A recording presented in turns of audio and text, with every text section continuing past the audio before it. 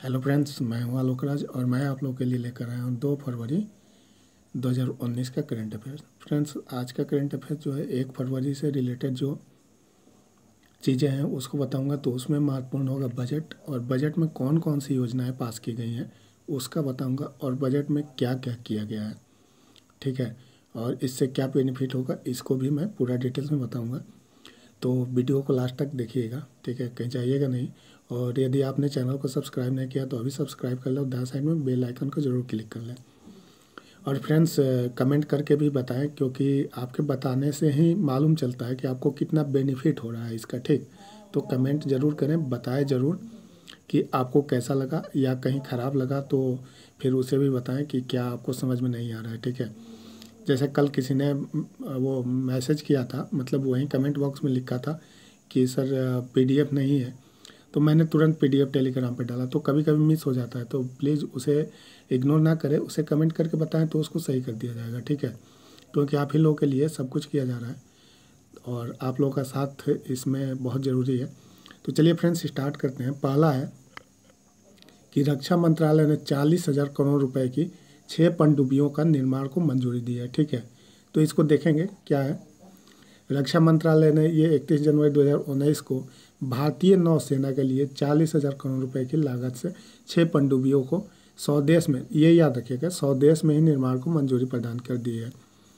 तो ये इसका जो बजट है 40,000 करोड़ रुपए का है, और ये पनडुब्बी है किसके लिए है, तो भारतीय नौसेना के लिए। कहाँ निर्मित होगा, तो भारत में ही निर्मित होगा ये, ठीक। और जो रक्षा मंत्री सीतारमन है, उनकी अध्यक्षता में ये रक्षा अधिग्रहण परिषद की बैठक हुई थी, उसी में इस प्रस्ताव को मंजूरी दी गई है, ठीक है। और ये भी आप याद रखिएगा, निर्मला सीतारमन जो है भारत की पहली महिला रक्षा मंत्री हैं, ठीक। तो इस तरह से, और आगे जो है रणनीतिक साझेदारी मॉडल के तहत पूरी की जाएगी, और जो विदेशी रक्षा निर्माताओं के साथ मिलकर भारत में चुनिंदा सैन्य प्लेटफॉर्म बनाने के लिए निजी फर्म को भी जिम्मेदारी देने की व्यवस्था करता है। और राजनीतिक साझेदारी मॉडल के तहत लागू होने वाली यह दूसरी परियोजना है, ठीक। तो इसमें क्या है ना कि इसमें जो निजी कंपनियां हैं उनको भी मतलब दिया जा सकता है, जैसे कि राफेल में हुआ है। देखते हैं बजट 2019 और 20 में क्या पास हुआ और कौन कौन सी योजना है। तो फ्रेंड्स, ये पीयूष गोयल जी हैं जो बजट पेश किए हुए हैं। चूँकि ये वित्त मंत्री नहीं है, लेकिन अरुण जेटली की तबीयत खराब होने के कारण और उनका अमेरिका में इलाज चल रहा है, तो इसलिए इन्होंने ही बजट पेश किया हुआ है, ठीक है। और ये अंतरिम बजट है, ठीक। तो ये पीयूष गोयल जी हैं और इन्होंने 1 फरवरी 2019 को लोकसभा में अंतरिम बजट पेश किया हुआ है। और केंद्रीय वित्त मंत्री जो हैं पीयूष गोयल ने कहा है कि इनके अनुसार, मतलब जो बीजेपी की गवर्नमेंट है उनके अनुसार, किसानों, गरीबों और अन्य काम कर वर्गों को लाभ देने के लिए ये मतलब योजना चालू की गई है बहुत सारी। तो देखते हैं इसमें किसको लाभ मिलेगा। पहली है योजना, याद रखिएगा या नोट कर लीजिएगा या पीडीएफ टेलीग्राम से आप डाउनलोड कर लीजिएगा, लेकिन नोट जरूर करिएगा और रिमाइंड इसे रखिएगा, क्योंकि ये आपके संभावित एग्जाम में ज़रूर पूछेगा, निश्चित पूछेगा, ठीक। तो देखते हैं कामधेनु योजना जो है, ये वित्त मंत्री पीयूष गोयल ने राष्ट्रीय कामधेनु योजना की घोषणा की है।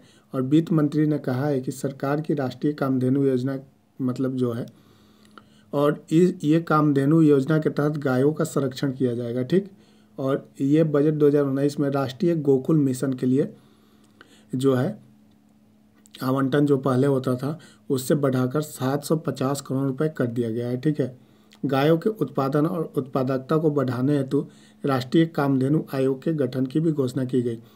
तो आप ये भी याद रखिएगा कि राष्ट्रीय कामधेनु आयोग के गठन की भी एक घोषणा की गई है, मतलब 1 फरवरी को जो बजट पेश हुआ उसमें, ठीक है। यह आयोग जो है गायों के लिए कानूनों को प्रभावी ढंग से लागू करने और कल्याणकारी स्कीमों पर नज़र रखेगा, ठीक है। जो ये कामधेनु आयोग का गठन हुआ है, और इसके तहत 750 करोड़ रुपए कर दिया गया है पहले जो था। और गोकुल मिशन के लिए, ये राष्ट्रीय गोकुल मिशन की भी इसमें व्यवस्था की गई है, ठीक। और दूसरा जो योजना है फ्रेंड्स, ये किसान सम्मान निधि योजना है। तो देखते हैं इसमें क्या है किसान सम्मान निधि में जो है, ये किसान सम्मान निधि योजना को मंजूरी के अंतर्गत 2 हेक्टेयर तक की ज़मीन वाले जो किसान हैं उन्हें 6,000 रुपये मिलेंगे और यह राशि उन्हें 2,000 मतलब रुपए करके 3 किस्तों में दी जाएगी, यानी कि 3 किस्तों में दी जाएगी तो 6,000 रुपये हो जाएंगे, ठीक ना। और उसके बाद किसान निधि योजना के लिए 75,000 करोड़ रुपए का आवंटन किया गया है, यानी कि कोई भी योजना लागू करने से पहले पैसे की ज़रूरत होती है, तो वही पैसा ये 75,000 करोड़ रुपए आवंटन किया गया है, जो कि किसानों को जिसकी भूमि 2 हेक्टेयर तक हो उनको 2-2 हज़ार करके 3 किस्तों में 6,000 रुपये दिया जाएगा। और ये जो है 1 दिसंबर 2018 से ये योजना पूरे देश में लागू होगी, ठीक। तो ये भी आप याद रखिएगा। देखिए, कोई चीज़ याद करें ना, योजना हो या कोई चीज़, तो योजना को आपको कैसे याद करना है, तो इसमें ज़्यादा नहीं लिखना है, ठीक। ये जो योजना है आय को दोगुनी करने के लक्ष्य से मतलब इसको किसान सम्मान निधि योजना को किया गया है और इसमें बहुत सारे किसानों को फ़ायदा मिलेगा, ये सब नहीं लिखना है। आपको सिर्फ ये लिखना है कि इस योजना का लाभ जो है वो 2 हेक्टेयर तक के ज़मीन वाले किसानों को मिलेगा और इन्हें 6,000 रुपये दी जाएगी। 6,000 रुपये मतलब 3 बार दी जाएगी, 2-2 हज़ार करके, तो 6,000 हो जाएगा, ठीक, 3 किस्तों में। और इसके लिए कितना बजट आवंटन किया गया है तो ये भी आप लिख लीजिएगा, ठीक। और ये भी याद रख लीजिएगा कि यह योजना जो है 1 दिसंबर 2018 से यह योजना पूरे देश में लागू हो गई, ठीक, मतलब लागू हो गई है। अगला है कि प्रधानमंत्री श्रम योगी मानधन योजना, ठीक। तो देखते हैं इसका क्या है। ये जो है श्रम योगी मानधन नाम से मजदूरों के लिए ये जो है एक पेंशन योजना है। तो फ्रेंड्स, आपके एग्जाम में ऐसे पूछ सकता है कि प्रधानमंत्री श्रम योगी मानधन योजना जो है वो किस स्कीम से रिलेटेड है, तो आपको पेंशन योजना उसमें रहेगा, वो लगा देना है, ठीक है। और इस योजना के तहत 15,000 रुपये मासिक वेतन पाने वाले लोग इसका लाभ उठा पाएंगे। मतलब इसकी जो अनिवार्य शर्तें हैं वो भी कभी कभी एग्जाम में पूछ देता है। तो 15,000 रुपये जो मासिक वेतन पाता है वो इसका लाभ मिलेगा उसे। और इस योजना के तहत जो 60 साल की उम्र पार कर चुके किसान हैं या मजदूर हैं उनको प्रतिदिन 100 रुपये के हिसाब से हर महीने 3,000 रुपये पेंशन के तौर पे दी जाएगी, ठीक। तो ये भी याद रखिएगा, ठीक है। और यह योजना जो है 10 करोड़ लोगों को फ़ायदा मिलेगा, इसमें सरकार का ऐसा मानना है। श्रम योगी मानधन योजना जो है 500 करोड़ रुपए इसके लिए आवंटन किए गए हैं, ठीक है। तो ये भी आप याद रखिएगा कितना आवंटन किया गया। आपको नोटबुक में बस लिखना है कि इसमें कौन मतलब योग्य है इसके लिए। तो जो 15,000 रुपये मासिक वेतन पा रहा है वो इसके लिए योग्य है। उम्र कितनी होनी चाहिए, 60 साल। और उन्हें कितना मिलेगा, तो 100 रुपये रोजाना के हिसाब से 3,000 रुपये मिलेंगे महीने, ठीक है, पेंशन के तौर पे। उसके बाद देखते हैं इस योजना को कोई भी मजदूर 29 साल की जिसकी उम्र 29 साल है वो इस योजना में शामिल हो सकता है और 100 रुपये प्रति माह जमा कराने पर, जबकि जो मजदूर 18 साल की उम्र में है मतलब शामिल होगा उसे 55 रुपये प्रति माह शामिल कर मतलब जमा करने होंगे। तो देखिए इसका लाभ कैसे आप उठाइएगा। यदि किसी मजदूर की उम्र 29 साल है या किसी की उम्र 18 साल है, तो 29 साल है तो आपको 100 रुपये प्रति माह जमा करने होंगे 60 मतलब जब तक आपकी 60 साल 30 साल तक, ठीक है। उसके बाद आपको 3,000 रुपये महीने मिलेंगे, ठीक। और यदि आप 18 साल के हैं तो आपको 55 रुपये जमा करने होंगे और आपको 60 साल के बाद मतलब 3,000 रुपये महीना मिलेंगे, ठीक है, जितने दिन तक आप जीवित रहेंगे। अगला है कि इंटरेस्ट सबवेशन स्कीम, ठीक है। तो देखते हैं ये क्या है। ये जो है प्राकृतिक आपदा से प्रभावित किसानों के लिए है और इसमें 2% इंटरेस्ट सबवेशन यानी ब्याज में 2% छूट देने की घोषणा की गई है। और इसके अलावा फसल ऋण के समय से भुगतान करने पर 3% का इंटरेस्ट सबवेशन भी प्रदान करने की घोषणा की गई है। तो इसमें क्या है ना कि यदि कोई प्राकृतिक आपदा से प्रभावित किसान है उसके लिए 2% मतलब ब्याज में छूट दी जाएगी। और उसके बाद फसल ऋण यदि आपने लिया है और ये आप मतलब समय पे भुगतान कर दे रहे हैं तो उसमें आपको 3% का छूट प्रदान किया जाएगा। ये इंटरवेस्ट सबवेंशन योजना मतलब सबवेंशन स्कीम के तहत, ठीक है। तो ये भी आप याद रखिएगा, नोट कर लीजिएगा कहीं।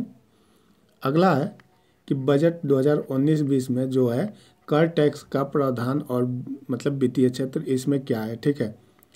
तो इनकम टैक्स में छूट की सीमा पहले क्या थी, 2.5 लाख थी, अब उसे बढ़ा के 5 लाख रुपए कर दिया गया है, यानी कि काफ़ी लोगों को इससे फ़ायदा होगा। यदि आप 5 लाख रुपए तक सालाना कमा रहे हैं तो आपको टैक्स देने की ज़रूरत नहीं, मतलब आप रिटर्न भरिएगा लेकिन आपको टैक्स नहीं देना होगा, ठीक। तो उसमें आपको 5 लाख सीमा कर दी गई है, पहले 2.5 लाख था, ठीक। तो इसका मतलब कि अगर आप टैक्सेबल इनकम 5 लाख रुपए है तो अगले वित्त वर्ष तक उसे कोई टैक्स नहीं देना होगा, ठीक। अगला है कि सरकार ने पोस्ट ऑफिस और बैंकों से मिलने वाले टैक्स फ्री ब्याज की सीमा भी बढ़ा दी गई है। और पहले ये 10,000 रुपये तक के बजट पर कोई टैक्स नहीं देना पड़ता था, अब इसे बढ़ा के 40,000 रुपये कर दिया गया है। यानी कि जो 10,000 रुपये था उसे भी बढ़ा के 40,000 रुपये कर दिया गया है। तो ये नॉर्मल जानकारी के लिए आप याद रखिएगा, ये पोस्ट ऑफिस और बैंक से रिलेटेड है। और ये कब से लागू होगा इसको भी देख लेते हैं, ठीक है। ये सामान्य जानकारी के लिए है। और ये जो नियम है 1 साल मतलब इस साल जो है 2019 में अप्रैल 2019 से ये प्रभावी हो जाएगा, लेकिन टैक्स छूट का फ़ायदा आम लोगों को अगले वर्ष 2020-21 में मिलेगा। तो जो 5 लाख की सीमा है वो आपको 2020-21 से जो रिटर्न भरिएगा उसमें मिलेगा, ठीक है। और इसके बाद इसमें देखते हैं और क्या है। ये इनके अनुसार मतलब पीयूष गोयल जो हैं वित्त मंत्री, अभी इनको बनाया गया है। तो ये जो है भरने वालों की संख्या 80% तक बढ़ी हुई है, और जिसमें टैक्स कलेक्शन बढ़कर 12 लाख रुपए तक पहुंच गया है, ठीक है। और नोटबंदी के बाद 1 करोड़ लोगों ने पहली बार टैक्स फाइल किया, और नोटबंदी के बाद 1,36,000 करोड़ रुपए का टैक्स मिला है। तो ये थोड़ा सा सामान्य जानकारी के लिए याद रखिएगा कि नोटबंदी जो हुई है उसके बाद कितना टैक्स मिला है, तो 1,36,000 करोड़ रुपए, ठीक है फ्रेंड्स। तो मैंने आज का जो भी करेंट अफेयर्स था उसको मैंने बजट से संबंधित पूरी जानकारी दी, कौन सी योजना लागू हुई है और इसमें कौन मतलब किसको लाभ मिलेगा। क्योंकि फ्रेंड्स कभी कभी पूछ देता है कि ये योजना में कौन से मतलब कैसे आप इसका लाभ से ले सकते हैं, इसकी उम्र सीमा क्या है, ऐसे करके कभी कभी एग्जाम में पूछ देता है। जैसे बीपीएससी वगैरह में बहुत ज़्यादा पूछा हुआ है। तो आपका छत्तीसगढ़ पीसीएस का भी एग्ज़ाम होने वाला है, फिर आपका आरपीएफ का भी होने वाला है। तो इन सब के लिए बहुत सारी मतलब ये बहुत ही महत्वपूर्ण है। और यदि आप नोटबुक बना रहे हैं तो बहुत अच्छी बात है। बहुत लोगों ने मुझे नोटबुक व्हाट्सएप भी किया हुआ है, और अब धीरे धीरे सभी लोग अच्छा बना रहे हैं। तो यदि आप भी बना रहे हैं, कोई देना चाहे तो मुझे व्हाट्सएप कर सकता है अपना नोटबुक। और फ्रेंड्स कमेंट करना नहीं भूलिएगा, और बताइएगा ज़रूर कि कैसा लगा वीडियो, और इसमें आपको क्या समझ में नहीं आया। यदि नहीं समझ में आया तो ये भी बताइएगा। लाइक करना नहीं भूलिएगा, ठीक है। और अपने फ्रेंड्स को भी शेयर कर दीजिएगा ताकि उन्हें भी इस चीज़ की जानकारी मिल जाए। और मैं एक चीज़ और कहना चाहता हूँ कि औरों के कमेंट में और इसके कमेंट में औरों के वीडियो में इस वीडियो में क्या अंतर है और क्या है कि ऑब्जेक्टिव टाइप के पूछते हैं, 4 ऑप्शन दिया रहता है, ठीक है, और क्वेश्चन रहता है। तो 4 ऑप्शन में आपको सिर्फ एक ही प्रश्न का उत्तर मिल पाएगा, ठीक है। और यदि आप करेंट डिटेल में पढ़ रहे हैं तो आपको पूरा मतलब चीज़ मिल जाएगी। और मैं तो हमेशा से जीएस से रिलेटेड करके बताता हूँ करेंट को, क्योंकि यूपीएससी लेवल पर मैं बताता हूँ करेंट। तो आपको कहीं भी करेंट में मिस नहीं होना है, ठीक है, 100% आना है। और पिछले एग्ज़ाम में मतलब 99% क्वेश्चन करेंट के फंसे हुए थे, ठीक। तो ये आप ध्यान रखिएगा और कमेंट करके बताइएगा। चलिए फ्रेंड्स, आप टेलीग्राम से ज़रूर डाउनलोड कर लीजिएगा पीडीएफ इसका, नहीं तो नोट कर रहे हैं तो अच्छी बात है। मिलते हैं। जय हिंद, जय भारत, वंदे मातरम।